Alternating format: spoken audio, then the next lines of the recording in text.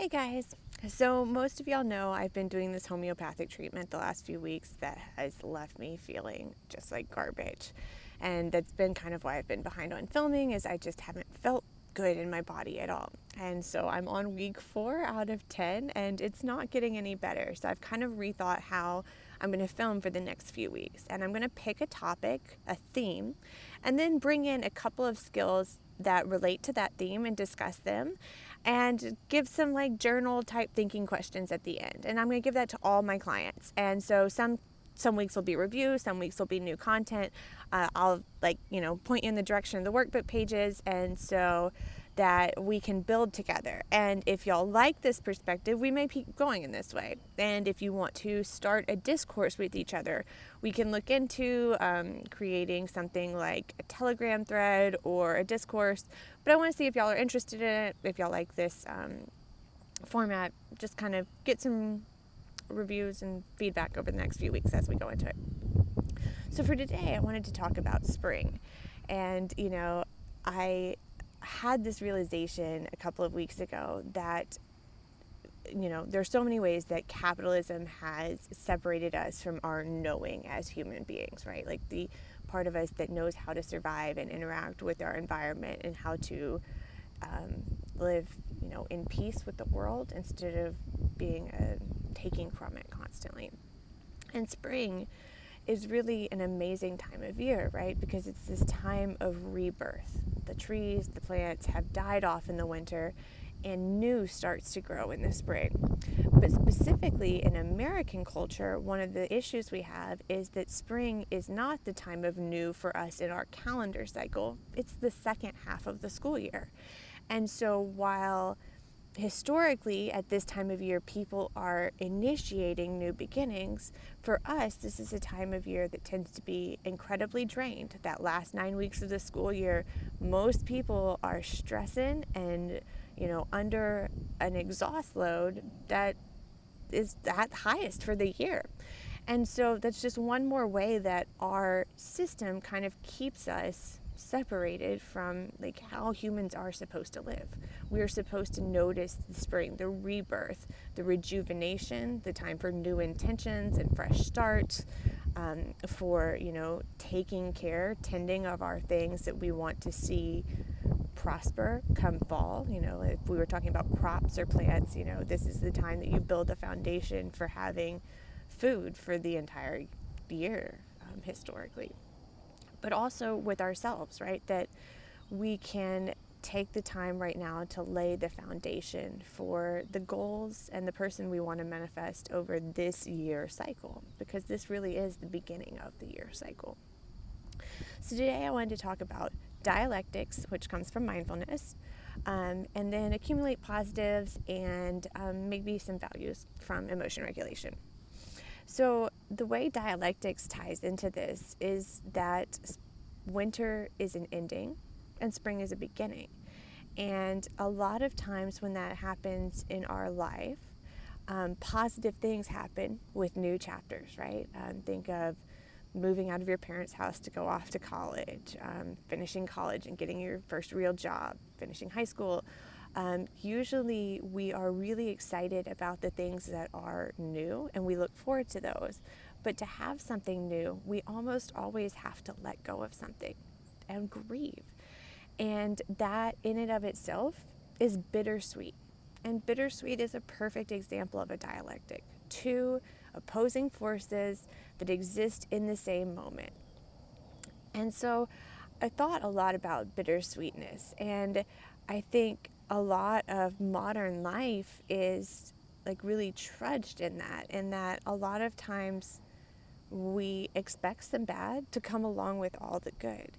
And that's an okay thing, except it can really get us in trouble in relationships because we learn to accept the bittersweetness, and sometimes that presents itself in abusive patterns. So for my people, one thing to kind of file away is bittersweetness leading to unhealthy patterns in how I relate to other people, because I'm allowing unhealthy stuff to continue because I just accept the good with the bad.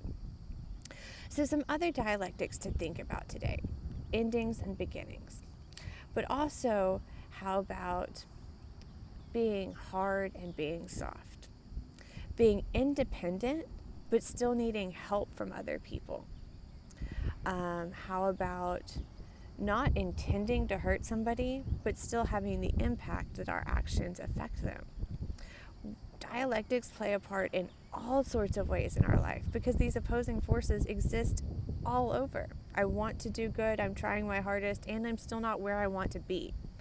I've gone a really far distance from the person I started out as, and I recognize that there are places I still have to go. I love this person a lot, and they may not be good for my life because they're getting in the way of my goals. Those opposing forces frame our life. And most of the time, we have one or two that we're kind of struggling with. I want to make progress on this one goal, but I'm not necessarily willing to put in the level of dedication needed to make progress. That's one that's going on in my life. Do I want it badly enough to do the behaviors? So I'd like you to think about what is the dialectic that you're struggling with as you go into this season of your life? What opposing forces kind of come up and cause the most consistent problems?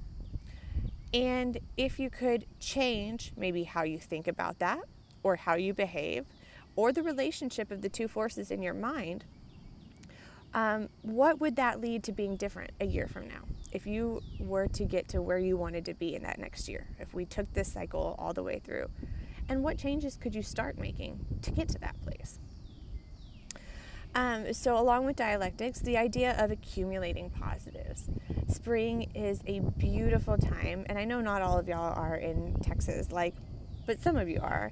And, we have a very harsh summer that comes up. And so it's really important during this brief window period to come out and do as much as you can to connect with nature. As emotionally sensitive individuals, we are definitely susceptible to things like seasonal affectiveness disorder.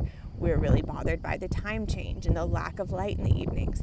And so as that stuff is going away, right? We're in the period where nature really supports optimal mental health. We want to do as much as we can to integrate with it. Grounding techniques where you go outside and you take your shoes off and you just put your feet in the grass and allow your body to connect to the earth. For all of humanity until 200 years ago, most people were barefoot and connected to the earth most of the time. Our bodies were designed to interact with the microbiomes in the grass and to exchange and to detoxify by interacting and plugging into the earth. But we don't do that regularly anymore. And so, find your local green space and spend time, connecting. Put your feet in the water if there's a pond. Lay out on a blanket and allow the sun to give you some vitamin D. These are all things that act as protective factors to your mental health.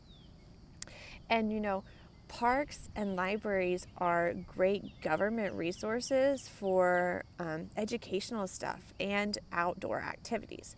So I know that my local park has free kayaking twice a month, nature walks, gardening classes, and my local library also has some planting seminars and things of that nature. And so if you're wanting to reconnect to more natural aspects in your life, there are free resources that your tax dollars have already paid for to help you integrate more of this into your life that probably exists within your community that you may not be aware of. Accumulate positives in general. So this is the idea that, emotionally sensitive people tend to have a good amount of trauma and just a more negative perspective on life.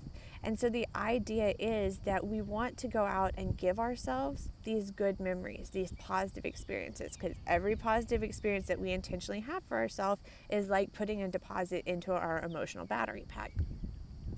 And a lot of times, one of the things that gets in the way is if we're depressed or if we struggle with ADHD, we get in this mindset of, I'm not deserving to do things that bring me joy until I've done the things that I need to or should or am supposed to have done. And that really gets us in trouble because we get in freeze mode and we don't do anything. And so even though if you're in that mindset, it may seem counterproductive to think I'm going to reward myself before I do the behavior. If getting out and engaging in something that is good for your soul refills you, then you're much more likely to then follow through on other behaviors that require some mental, emotional, effort on your part. And so we can now talk about accumulate positives in the short term and in the long term. In the short term, it's these little things that we can do in 1 5-minute burst, like going outside and putting our feet in the ground, breathing outside, counting your breath and listening to the wind and the birds. One of the things I've seen on mental health TikTok, like over and over the last few weeks, because there's no original thought on TikTok, is that birds were only designed evolutionary to sing when there is no threat. And so if you go outside and you can hear the birds singing, that is a natural signal to your body that there is no threat in the environment, and that can help your nervous system downregulate for those of us who are prone to overactivation. Accumulate positives in the long term is the one that we tie into values. And I think, again, spring is a great time to go back and relook at our values list. Both the adult and adolescent books have a really comprehensive list of, values that are present across all human cultures. And so you don't have to have the same values as anybody else. I grew up in a very religious family, and so I was given this prepackaged value set. And as an adult, really most of that doesn't fit who I am or what I believe. And so that was a really hard process for me to understand that I get to choose what are my values, but so helpful in framing the rest of my life. And something I encourage all of you to do is to decide, what are the values that rule my life? How do I want to exist as a person? And so again, coming back to that original idea of, is there a dialectic I'm struggling with? Is there a value that I want to make my intention or my my goal point for this year? As I go into 4 seasons, spring, summer, fall, winter, growth, nourishment, harvest, and death. What experience do I want to have this year? What value do I want to line my way? And I'll share with y'all, mine has been contentment for this year, and I started, January. And it's been really helpful to have that defining concept that whenever I feel like I'm getting off, it acts as my North Star. This is where I want to come back to. If I am behaving in a way that's not leading to this feeling, then maybe I need to reassess my behaviors in this moment. Okay, so in the description, I'm going to link some worksheets that go along with all this stuff if y'all want to go further, and some journal questions. I hope y'all enjoyed this.